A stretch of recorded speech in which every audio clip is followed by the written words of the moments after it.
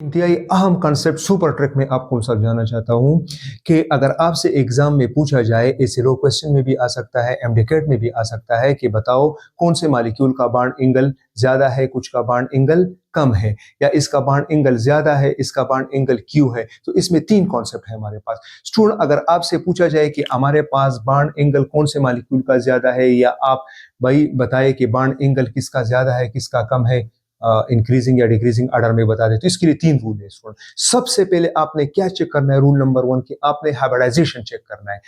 Hybridisation check करना है student, तो याद रखना है कि इसमें जो कॉन्सेप्ट नंबर 1 है स्टूडेंट, वो ये है कि bond angle is directly proportional to percentage of S character. अगर एस कैरेक्टर ज्यादा होगा तो बॉन्ड एंगल ज्यादा होगा। तो sp बॉन्ड एंगल ज्यादा होगा sp2 से, sp2 का ज्यादा होगा sp3 से। इसका एग्जांपल क्या है, BeCl2 में जो बेरिलियम है वो sp है, बोरान क्या है sp2 है, और कार्बन क्या है स्टूडेंट, ये sp3 है। तो जितना परसेंटेज s कैरेक्टर ज्यादा होगा उतना बॉन्ड एंगल ज्यादा होगा। कॉन्सेप्ट नंबर 1 स्टूडेंट, अगर आपको मॉलिक्यूल्स गिवन है और सबका हाइब्रिडाइजेशन सेम आ रहा है, या मतलब सबका sp2 आ रहा है, सबका sp3 आ रहा है, then you should check the number of lone pair of electron on central atom. आपने सेंट्रल एटम पे lone pair of electron check करना है। मिसाल के तौर पे स्टूडेंट, मिसाल के तौर पे CH4 है, NH3 है, H2O है। अब तीनों का जो है स्टूडेंट, इसका भी आपके पास sp3 है, इसका भी sp3 है, और इसका भी sp3 है। जब हाइब्रिडाइजेशन स्टूडेंट सेम आ जाए तो आपने लोन पेयर ऑफ इलेक्ट्रॉन देखना है।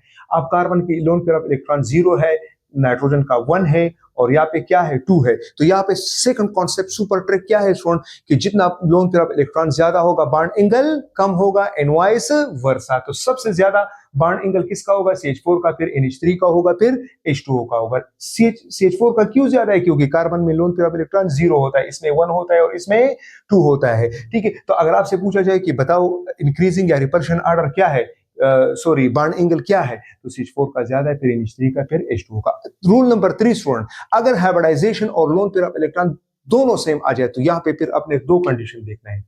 अगर सेंट्रल एटम डिफरेंट है और सराउंडिंग एटम क्या है स्टूडेंट, सेम है, तो फिर बॉन्ड एंगल ज्यादा होगा, electronegativity of central atom, electronegativity of central atom ज्यादा होगा तो बॉन्ड एंगल ज्यादा होगा। मिसाल के तौर पे स्टूडेंट, आपके पास NH3 है और PH3 है, इसमें भी एक लोन पेयर है, इसमें भी एक लोन पेयर है, इसका भी sp3 है और इसका भी sp3 है।